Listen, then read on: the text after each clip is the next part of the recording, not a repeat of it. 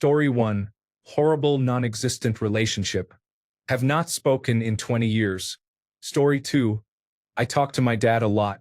I'm still in high school and live with him, my mom, and my brothers. We have a really close father-daughter relationship. He's a great dad, and I love him. Story 3. My father died in 2020. He was a bastard. I bore the brunt of his violent temper while my siblings got off scot-free. I refused to be there for the scattering of his ashes and was ostracized by my family. Only I can see the scars from his belt. Story 4. I do not have any relationship with my father. Story 5. Unfortunately, he is currently in hospice. It is unlikely he will live another week. I told him everything I needed him to hear before he was too far gone. Story 6. I have not spoken to him in 27 years and do not intend to in the future.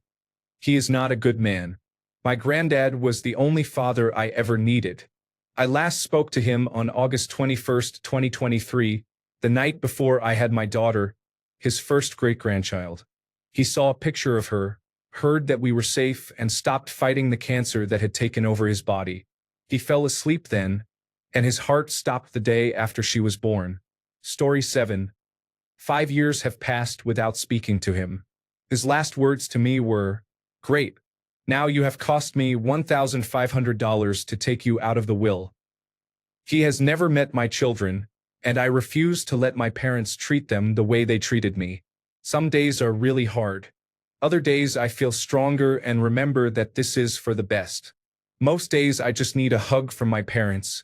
Even though I am 40, I will never have that kind of relationship with them, but I do my best to be the best dad I can be for my children. Story 8. As a father, I wish I could talk to my sons every day. After the divorce, their mother put me in a bad light because she could not handle being seen as divorced and accused me of cheating, which was untrue. Her actions damaged my relationship with my sons.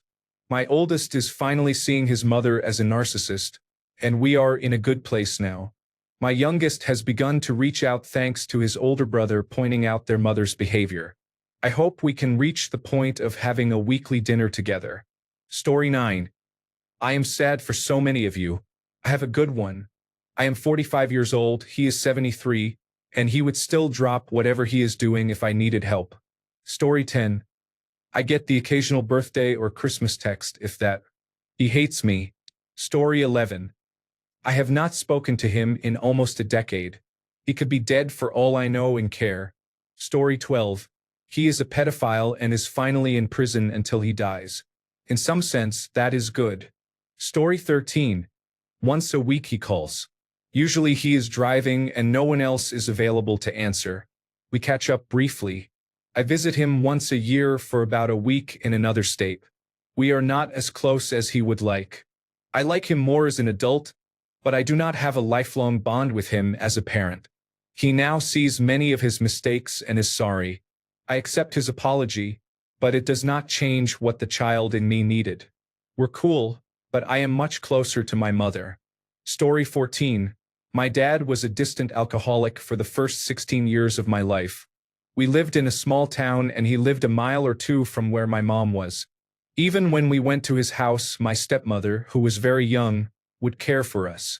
All I ever wanted was for my dad to love me and spend time with me. During the last 4 or 5 years, we finally became close.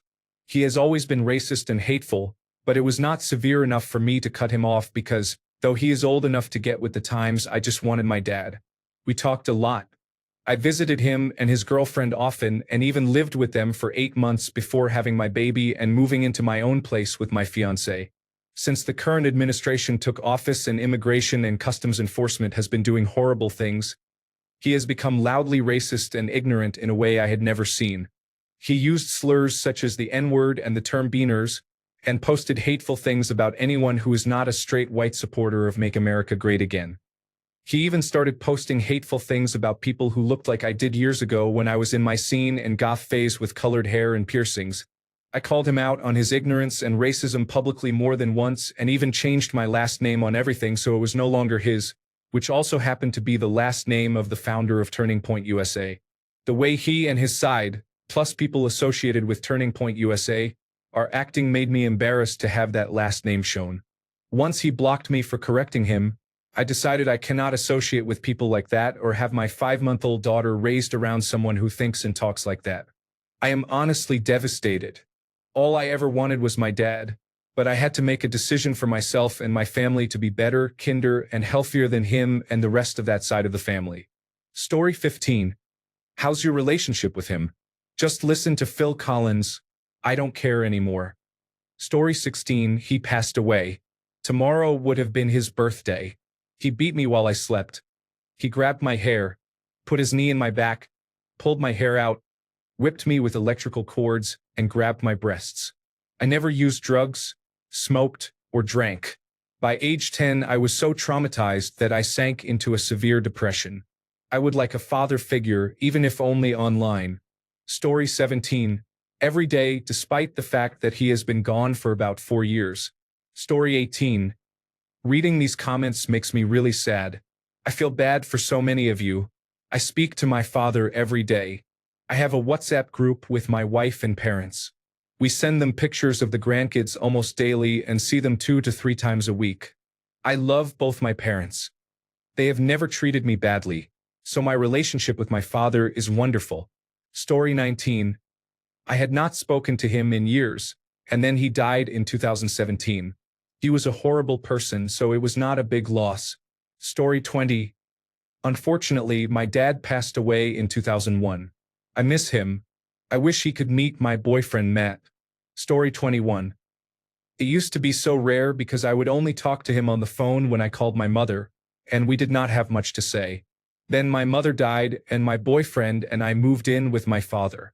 Now we are like life partners again, as we were when I was a child. We do everything together. I love my father. Story 22. I'm 36, and we talk or text every day or every other day. My house is a few doors down from his, so we see each other about as often. We don't really agree about politics or religion, so we both avoid those topics. Aside from that, he has always been a great dad, and I'm very happy to still have him in my life. Story 23. I talk to my sons and grandchildren nearly every day. I never talk to my dad because he died more than 25 years ago. Story 24. Mine is serving life in prison for murdering my mom in 2017. He has been dead to me since the day he shot her. Story 25. I keep my distance from him. When I was a minor under his care, he was very controlling and tried to limit my actions to what he thought was right. I imagine this is a common experience, so in my opinion he is not exceptionally evil, just an ordinary father. That said, on the rare occasions I am with him, our interactions are positive. I like him as a person but not as a father. Story 26. I talk to my dad every night before I go to bed. I miss him every day. Story 27. The last time I spoke to him was probably 2001. My stepmother had tried to get me drunk and was planning to leave me to babysit my little sister, so it would look like I was an irresponsible screw-up. But she knows nothing about beer and I left before she could put her plan into motion. There had been no mention of babysitting beforehand. I still got accused of doing something wrong, so I stopped responding and he never tried to reach out again. He died about 3 years ago. My stepmother forbade anyone from telling me or other people who might speak with me because she was worried I would try to get some of his money. I found out through my uncle about 6 months later. He had not been told or invited to the funeral either. Some people are just toxic, and sometimes you are better off without them. Story 28. I do not. It has been 6 years.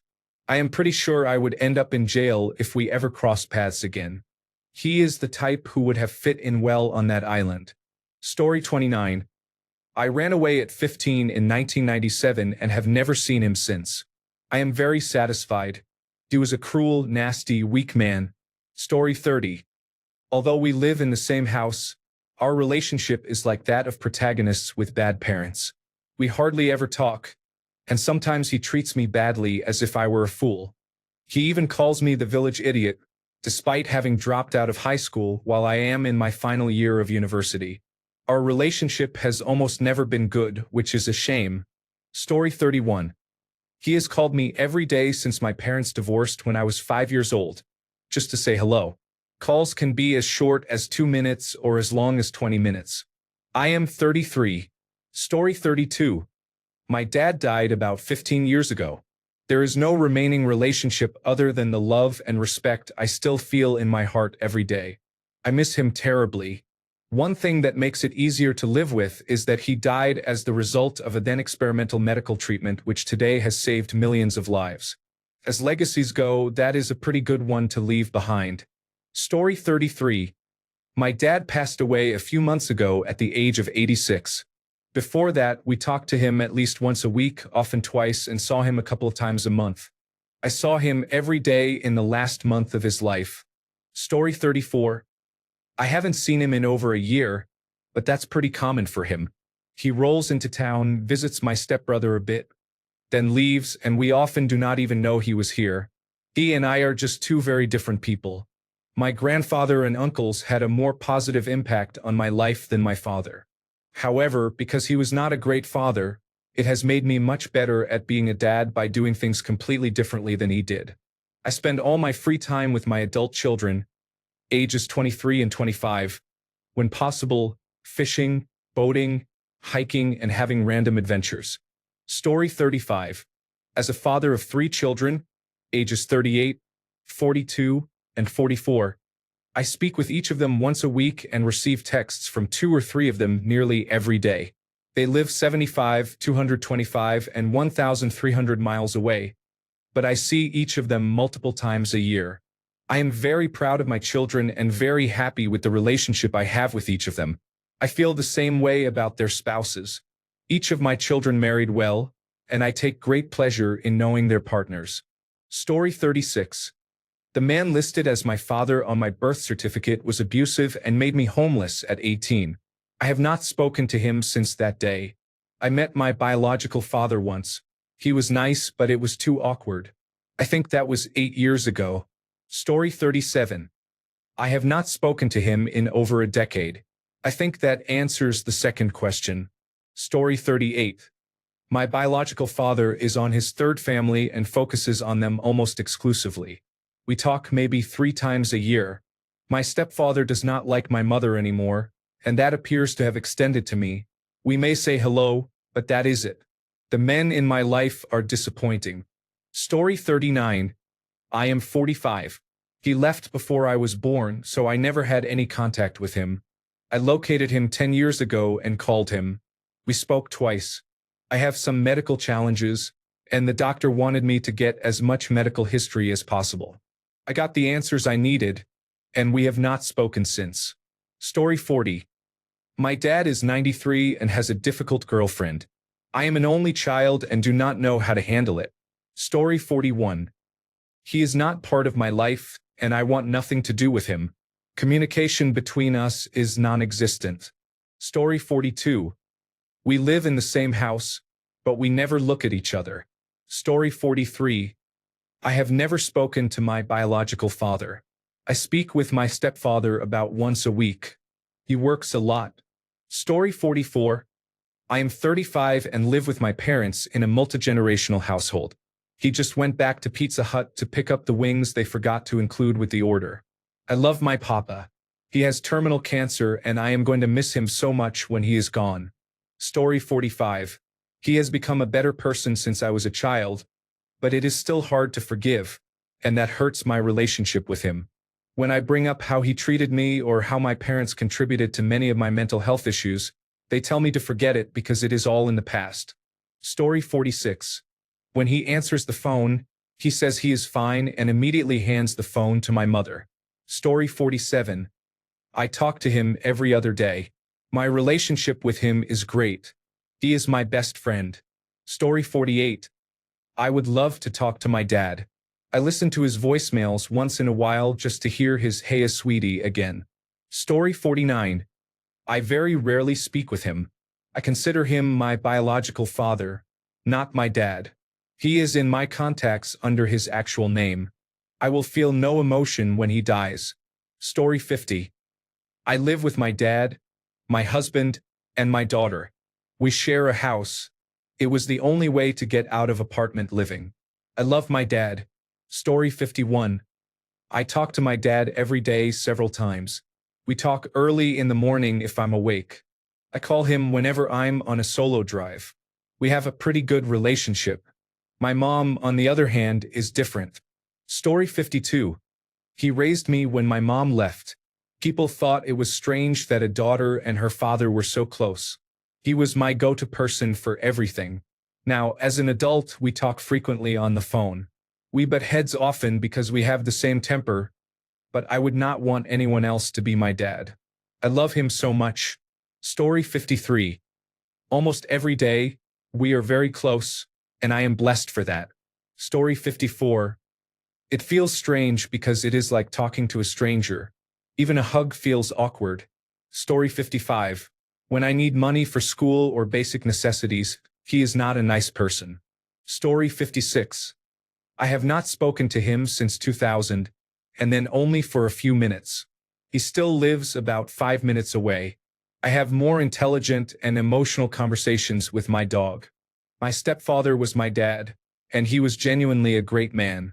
Story 57. I hate him. He is the worst person on the planet and a waste of space. He has no good qualities. All he does is make my mother and me miserable and make my mother's life a living hell. I hope he dies soon so my mother can enjoy the last few years of her life. Unfortunately, I still live with my mother, which means I live with him, but I avoid him as much as possible at school, at work, and during extracurricular activities, and I do not talk to him unless I absolutely have to. I have no desire to have a relationship with him and wish him the worst. After I finish school and move out, I will not reach out to him. I will only stay in contact with my mother, whom I adore. She is the strongest, nicest person I know. Story 58. Well, he stopped talking to me after he learned I was in contact with my mother. That was not great. Story 59. My dad is a great man, and I wish I were as selfless as he is. Story 60. I speak to him all the time, but he cannot answer because he passed away in January 2021. Story 61. I talk to him every day, and our relationship is the best. When I came out as transgender, he immediately accepted me and supported me 100%, despite being the baby of the family and being his little girl. I thought that would be a problem, but it was not. He accepts me as his son and has said he is so proud of me and the man I have become. I love him so much. Story 62. Talk to your dad unless you have a seriously toxic relationship. Story 63. I didn't used to speak with him much. We went through a phase of going to local pubs together and playing dominoes, darts, and other games, but I don't think we ever hit it off enough to want to hang out that often. Felt more like we should make an effort. I went to Ireland with him once, just the two of us, to a family reunion. We always ended up having big arguments. He did try, which I suppose meant something. I wish we'd been better friends. Story 64. We speak almost every day. I am a 36-year-old woman with children of my own and have lived all over the world since leaving home. We exchange text messages most days and have a phone call about once a week. We have a lot in common, which probably helps, and he has put in the work to learn about and show interest in anything I am doing, which is something I already try to do for my children. Story 65. My father is sitting in my living room watching television right now. He and my stepmother moved several hours away this summer, but he came for a visit on Friday and will stay until Wednesday. I am so lucky to have at least one amazing parent. Story 66. Every time I go downtown, he does not always respond. Story 67. He is dying of heart failure. The worst part is that he has not already died because he recently quit his job and stopped paying his life insurance. I will probably still cry when he dies because that is just how I am, but I am really hoping it happens soon. Story 68. Once every 2 weeks. Better than it has been. I am far enough up the corporate ladder to offset dropping out of college, so he is proud of me now. Story 69. I think he is dead. I know he had a heart attack about a decade ago and never followed up on it. Story 70. Non-existent. The fucker had the audacity to die back in 1991. Story 71. He is in his 70s. We talk a few times a week. I have forgiven him for the past. Story 72. He passed away. I still talk to him. Do not waste time avoiding conversation over petty matters. Story 73. I usually message him directly about once a week and see him and my mother every month or two. We get along very well. He had difficult times when I was growing up, but he was always supportive and accommodating. And as adults, we bond over a mutual love of puzzles and writing poems for fun. Story 74. He is currently dead, so the only time I get to talk to him is in certain dreams. The relationship was solid and still is in those dreams. Story 75. I have not spoken to him for years. It is bad. My mother essentially raised me as a single parent, although she was married on paper. He worked abroad and cheated on her. He is also a severe alcoholic. Story 76. My dad passed away 9 years ago. I talk to him once a week, sometimes not for 2 weeks. I still miss him. Story 77. My dad and I talk often. My mom passed away in early 2024, and I have naturally started talking to him more. Story 78. That motherfucker would call me every day like clockwork. 4 o'clock was drinking time in the garage, so a phone call was convenient. But when you base your involvement in your kids' lives on convenience, those phone calls can only go so far. His last words to me on the phone were, "You're pathetic." Story 79. I have never known him. It has been almost 40 years, so I am sure he does not care. Story 80. I remember my dad fondly. He was killed by a driver who strayed across the center line in a rainstorm 21 years ago. I miss his sense of humor and steadiness. Story 81. My father passed away in 2004. I was only 24 when he died and was barely an adult. I talk to him every day, hoping he can hear me and guide me. I wish I had known him as an adult. Story 82. He is rarely a self-absorbed know-it-all, and I am stubborn. The last few times it ended in a screaming match. Story 83. A few years ago, my wife and I moved back in with my father after my mother passed away. Our relationship is okay. We spend time together, but we do not share many things. Story 84. I accidentally called him in 2020. Before that, the last time I had spoken to him was in 2017. Story 85. We have what you would call a long-distance relationship, almost transdimensional. It would require a certain board triangle piece if I ever wanted to call him. Story 86. We rarely speak. He chose to abandon my children and me after my mother died. Story 87. Everyone who can possibly talk to their dad, please do so as much as you can. I lost mine weeks after we started to reconnect, and it has messed me up. I have since become a dad, and I am terrified of how my experience as a son may shape my life as a father. Story 88.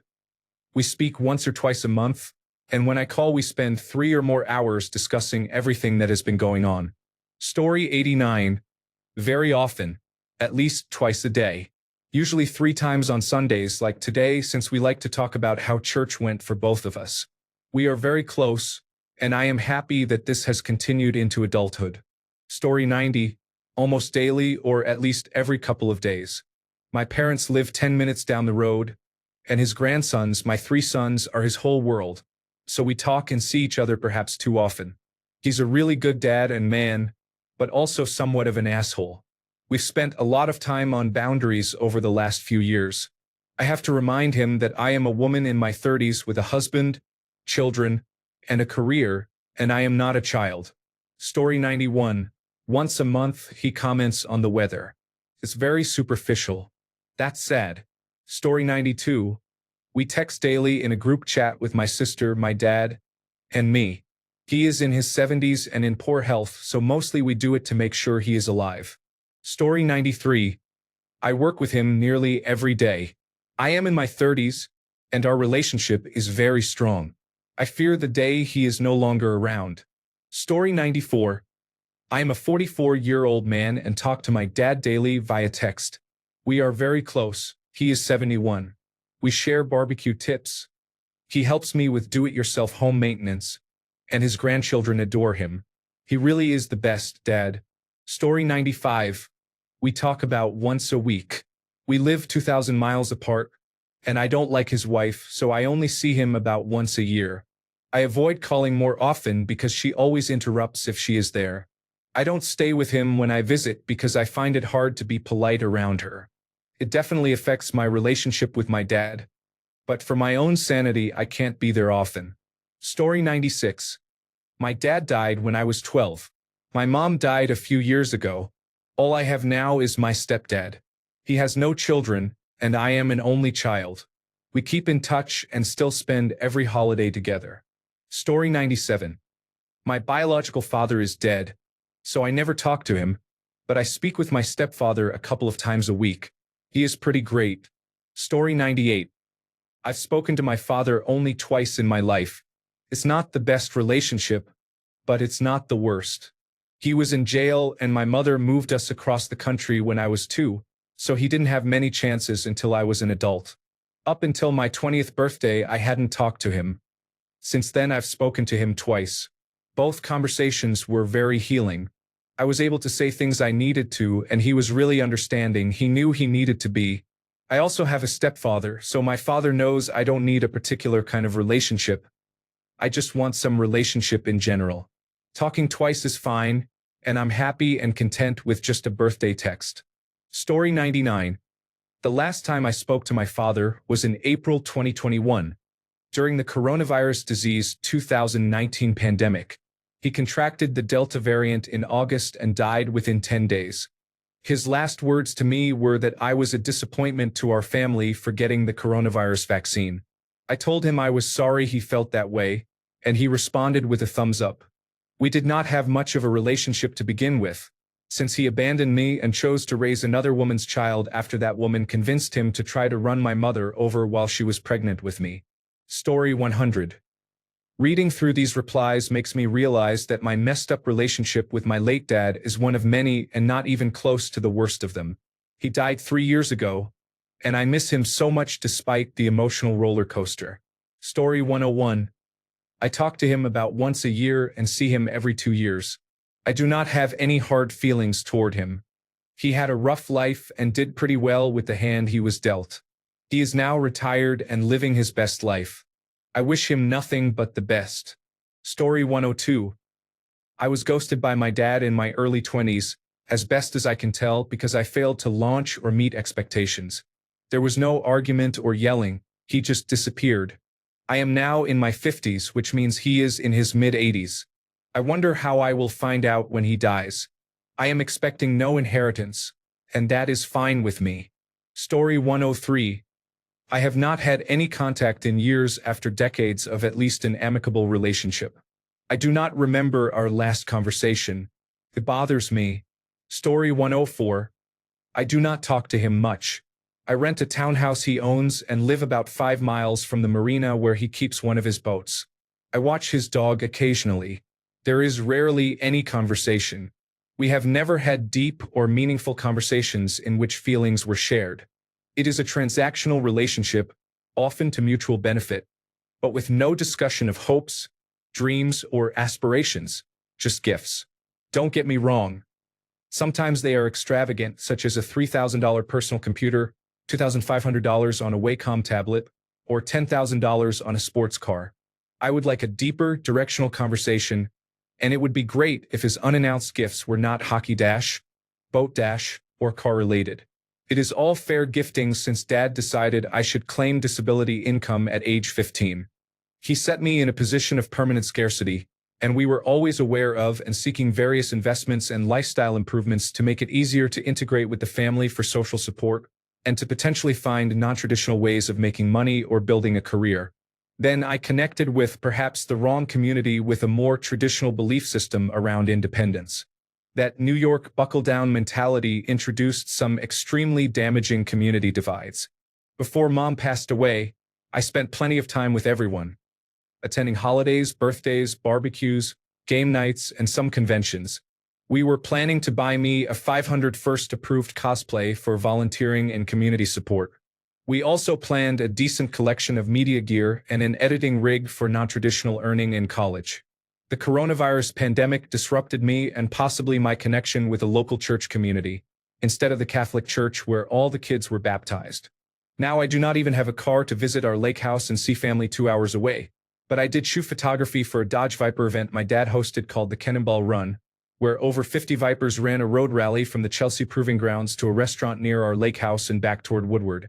At the moment, I am finding some success in recommending a couple of decent lenses for my Nikon so I can better cover next year's Cannonball Run. I am also continuing to set boundaries against the somewhat parasitic connections that come with being on fixed disability benefits in Michigan's Lower Peninsula or in the United States in general. I think that is largely a poverty issue. Story 105. Every day my relationship with him is good, but it is not as good as it used to be. Story 106. 5 to 10 text messages a year, possibly a birthday phone call. Meet for a round of golf or two in the summer. Story 107. A few times per month, mostly in person. We text each other memes and links nearly every day in a group chat with my brother, but I do not think it really counts because there is hardly ever conversation beyond basic reactions and trash talking. We have a great relationship. I think of him whenever my mind needs a jolt of reason and calmness. He is a master of perspective and devil's advocacy. He always has something interesting to say that is fair and calculated. He is a lawyer by trade, believe it or not. I am 31 and my dad is 67. Story 108. Usually every other day. It is great now, but it took decades to get here. Story 109. Maybe 2 or 3 times a week. Our relationship is good. I'm so lucky to have a great dad. Story 110. I had not spoken to him since about 2016. He died in 2020, and I did not learn about it until 2022. He was the kind of person that almost everyone disliked and no one missed. Story 111. When I was a kid, I rarely talked to my dad because he already had a family. Story 112. Good, not great. I consider myself privileged to still have both of my parents at my age. Story 113. I talk to him a lot even when I do not want to, because I feel traumatized by him. I am trying to heal the relationship. Story 114. I live with him and we scroll our phones together in the living room at night. Story 115. He died when I turned 30. I still think about him weekly. I shouldn't have lost him so quickly. Story 116. I would say it is good, apart from the conversations being very surface level. It is a completely different relationship from the one I have with my mother, where we have deeper conversations. I think that is just his nature and it will not change. He is 73 now and has some concerning and emerging health issues, so I am trying to spend more time with him. Story 117. We live together every day. I am shifting into a caretaker role, and although we have our issues, I am glad he is my dad. Story 118. Never. The relationship ended when his life went off the rails due to addiction more than a decade ago. He died from the addiction a year ago. Story 119. We live on opposite sides of the planet and barely call or text. Yet whenever I go back to visit, it is like I never left and we are best friends. I consider our relationship very good, and I love him very much. Story 120. A couple of times a week I call him. He is in Europe and I am in the United States, so I call him during my work commute in the morning or late at night. Sometimes it is a 3-minute conversation just to confirm we are both alive and well. Other times it is a 30-minute or longer conversation about the most important updates in our lives. Story 121. When my parents were alive, I called them every evening, and they always answered the phone. Story 122. I pretend to have a great relationship with my father. He spent the first 17 or 18 years of my life verbally and physically abusing me, my siblings, and my mother. He calmed down once he became more financially comfortable. In recent years, I have understood that he was constantly stressed about money and life, and that stress came out on us. At 35, we never formed a bond where he was my hero during those formative years. He calls me regularly now, perhaps twice a week, to check on me. I love my father, but because we did not form that bond when I was young, his calls often feel like checking a box when he says hello. Story 123. Very good. We talk daily and even went on a trip with him to a military museum yesterday. Story 124. Not nearly enough. He passed away a few years ago. He was one of my best friends. I moved back home in my late 30s to help my mother take care of my father and to spend time with him during the coronavirus disease 2019 lockdown and the following year. I gave up a much better paying job in a much better city to be here with him, and it is one of the best decisions I have ever made. Story 125. Every day I live with my parents, but I still do not get along well with either of them. Story 126. I call him every day on my way to pick up my kids after work. We have had many rough years. He was 16 when I was born, but he has always stuck around and takes responsibility for his shortcomings. Now I am 33 and he is 50, and he is one of my best friends. Story 127. I stopped talking to my father about 12 or 13 years ago. He tries to reach me through my sister every few months, but I do not want to talk. Every conversation was about money or his own interests.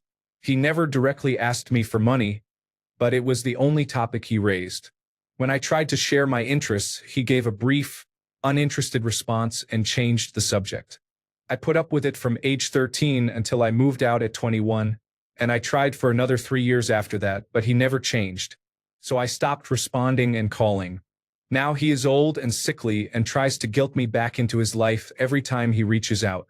I humored him for about 1 hour a couple of months ago when I was in town, and it was the same conversation as over a decade ago.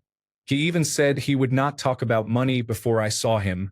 Last week he asked if I would join him on a week-long vacation and offered to pay. I changed my phone number about 10 years ago, so I would not have to see missed calls or texts. I wish he would stop asking my sister to forward his messages and leave me alone. Story 128. I do not have a relationship with him, and he has earned that. I love him, but not enough to put up with his behavior. Story 129. Well, I would have liked to know what a dad was, but here we are. Story 130. I haven't spoken to him in years. He returned to our home country when I turned 18 and started a new family with a much younger woman. We talked once or twice a year, but nothing ever came of it. The last time I spoke with him was when I was getting married. I knew he could not make it to the wedding, but I wanted to invite him anyway.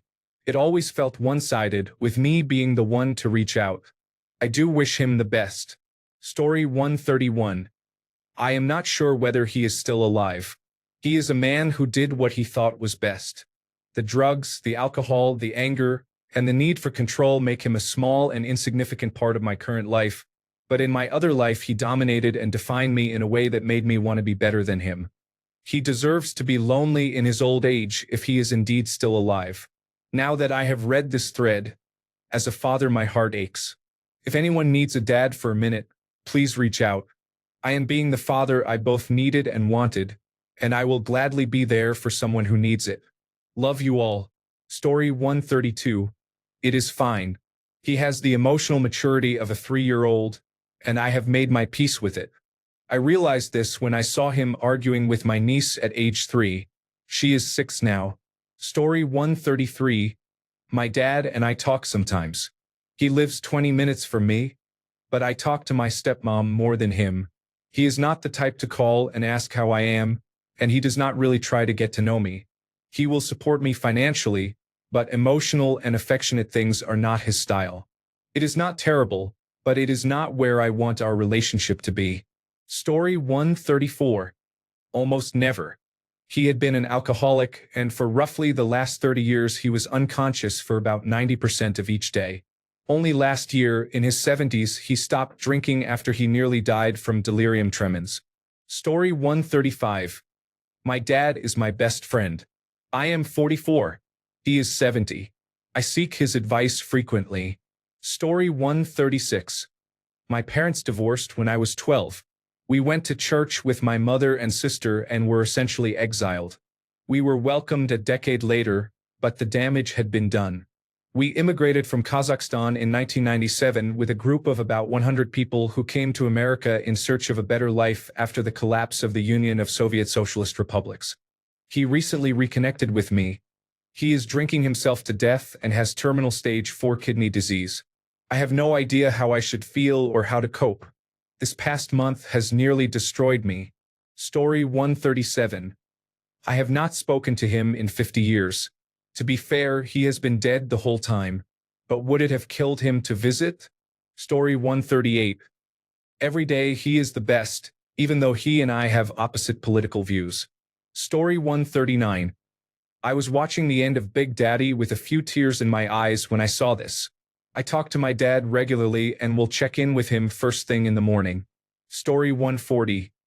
My dad died in 2008, but I still talk to him regularly. I share my gratitude for the good things in my life and any concerns or problems I need help navigating. He was and is the best father I could ever ask for. His death did not change that. Story 141. It has been almost 20 years. He could die, and it would be like a stranger passing away. Story 142. Never. The relationship is non-existent. I don't hate him. I feel nothing for him. Story 143. Maybe once a year if you count wishing him a happy birthday as talking. Story 144. I wrote to him on a special day in November and did not get an answer. I see him on his birthday and sometimes outside the house at Christmas. Story 145.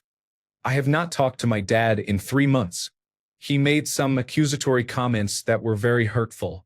I told him how I felt, and he did not acknowledge my pain or reach out. I thought we had a good relationship before that, but maybe I only assumed it was easier than my relationship with my mother. We spoke on the phone about once a month, and it was mostly me who called. I am realizing he is a very hands-off dad, and that is difficult. Story 146. Once a month, he becomes distant. He is old and checked out. He just wants to watch the news and drink wine. Story 147. I talk to my dad almost every day, and we speak on the phone every other day. When I started going through puberty and he noticed my habits, he became disappointed in me. I did well in school and graduated from college, so he was proud. In my 20s, I floundered and lost myself, and he kind of gave up on me. I then struggled further, and he practically disowned me. After I was diagnosed with bipolar disorder, he accepted it. For a while, I felt like he only stayed in contact because it made my mother happy. But after coming out of homelessness, holding steady jobs, and doing the right thing for almost 10 years, and as he has grown older and changed, he has started to understand me more. Our relationship is now good. He lost his best friend, whom he had known since age 5, to suicide a few years ago. He had no children or spouse, and I think it affected my dad deeply and made him appreciate what he has, even if it is not perfect. Story 148. I talk to him maybe every other month, not as often as I should, but each conversation is pleasant. He is one of my favorite people in the world.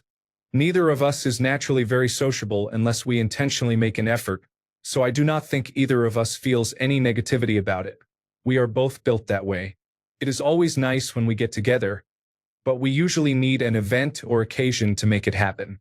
My wife has always been perplexed by it. She would probably be popping into her parents' house every other day if our lives were not so busy. They are simply a much more talkative bunch. Story 149. My dad died years ago. We did not get along until he was dying. He was 60 at the time. He was so focused on my sister and had only disdain for me. I told him that if he kept talking down to me, we would fight whether he wanted to or not. He stopped and withdrew, not speaking at all until he was dying, when we finally found some tentative common ground. Story 150. Much better now that I'm older. We talk several times per week. Story 151. I call my father every day on my way home from work. He is retired. Story 152. I reach out at least once a week. I have a mildly strained relationship with my mother, but I love my dad and he is a great guy. I always try to reach out, even if it is just to ask a simple question to start a conversation. Story 153. He is dead, so I speak aloud to him occasionally. An accident took his life. Things can go bad quickly. Do not wait to talk to someone. Story 154. I talk to my dad about once or twice a month. At this point, it is a one-sided relationship because he died 23 years ago. Story 155. I have not seen him since 1997. He is a piece of shit who hits women and animals. Fuck him. Story 156. I did not speak to him for 30 years. He is dead now. He was a nasty man. Story 157. I talk to my father all the time. We have a great relationship and still live together. I would not be who I am today without his help. It is a very different situation with other people in my family. I have two half-siblings, Amanda and Stuart. Neither of them will speak to my father. One night it was discovered that their mother, Margaret, had been unfaithful. Although Margaret had been abusing my father for a long time, the infidelity was the final straw. During the divorce, she sent him a letter saying he would lose his children if he left her. She kept her promise. Amanda and Stuart will not talk to him because they were raised to believe he was the bad guy. Margaret has been lying to them for years. I wish I could tell them the truth, but they will not speak to me either. Story 158. My dad and I have a language barrier. I can speak basic Korean and he understands English, but there are still barriers that make free-flowing, deep conversations difficult. We were estranged while I was growing up, but most of that eased once I became an adult. We do not talk much, but we are on good terms. Story 159. We are both poor at texting, so we only message each other rarely. Usually we text every few months and often do not get replies. Most of the time, the only contact I have with him is a quick hello when I call my mom once a month. We have a good relationship, so the lack of communication makes me sad. But I do not think it can be fixed. Story 160. I do not see him as often as I would like, because he is not much of a talker. I have occasional phone chats with him, and I love talking to him when I visit him and my mother, but they live a couple of hours away, so I cannot just drive across town. Story 161. My dad and I are good. I talk to him about once a week, sometimes every other week. I hate that I don't want to go anywhere or have people stop by. Even phone calls are too much sometimes. One day, I know I'm going to regret all of this. Story 162. At a minimum, we say goodnight and I love you every night by text. Today, he stopped by briefly to give me some of the lasagna he made. He isn't always around as much as I'd like. He is busy and life is difficult for both of us right now. He has tried to support me as best he can through this difficult year. He just wants what's best for me. He has made mistakes over the years, but he is still my dad. I hope I can be stronger like him someday. Story 163. We have a nice relationship. We watch television shows together and make a point not to watch an episode unless we are both present. Right now we are in the middle of a rewatch of The Office, the United States version. Story 164. He is dead. When he was alive, at least once a week he had problems. My dad had issues when I was young, but he matured and became a better person. Story 165. My father died when I was 10 months old, so I never spoke to him. Story 166. Maybe a couple of times a week. It's terrible. He favors my younger brother over my older sister and me. He also financially and emotionally abuses my mother. I would not cry if he passed away. Story 167. Rarely. I talk to my mom on FaceTime and I see them both 2 or 3 times a year. He only calls me when he needs something, and I text him every so often. He does not really reach out. My parents are not divorced. My relationship with him is strange but okay. Growing up, he was not a father. He was like a glorified roommate in our home. He rarely did anything with us, and when he did, he was always in a bad mood until alcohol was served. I do love my dad, and he definitely could have been worse. But he was not a father to me until I graduated high school. Even then, it was more like a friendship. Story 168. I don't talk to my dad as often as I should. Usually he just hands the phone to my stepmother, which is not the purpose of my call. He doesn't have the emotional depth to carry on a conversation with his adult children. And yet, when my mother was dying, she made sure to tell me that my dad really wanted children. He took us to the park and played with us, took us skating and to the beach and built puppet stages. I hope to go see him in the spring. Story 169. I speak with both of my parents regularly and see them as well. I love them very much.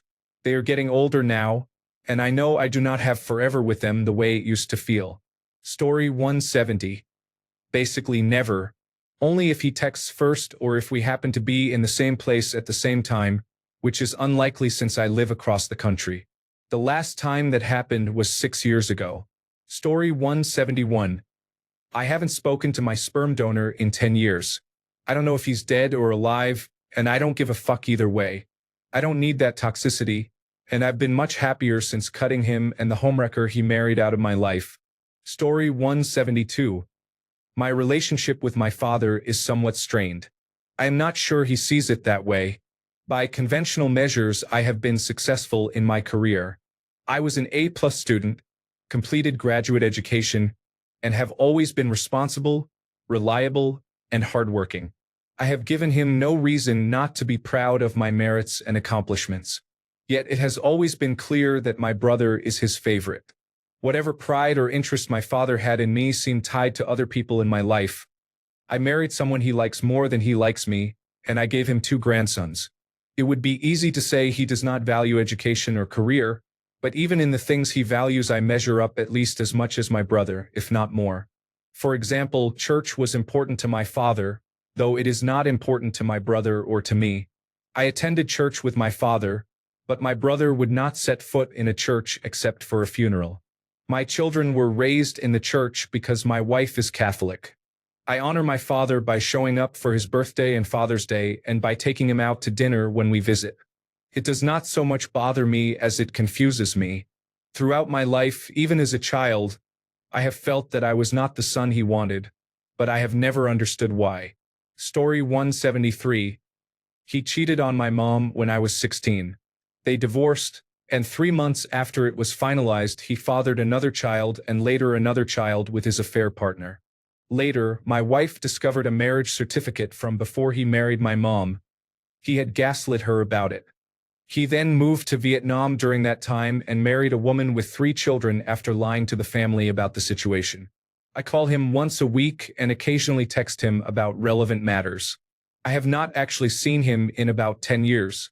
Thanks a bunch for sticking around till the end of the video. Remember to subscribe, and until next time, stay awesome and goodbye.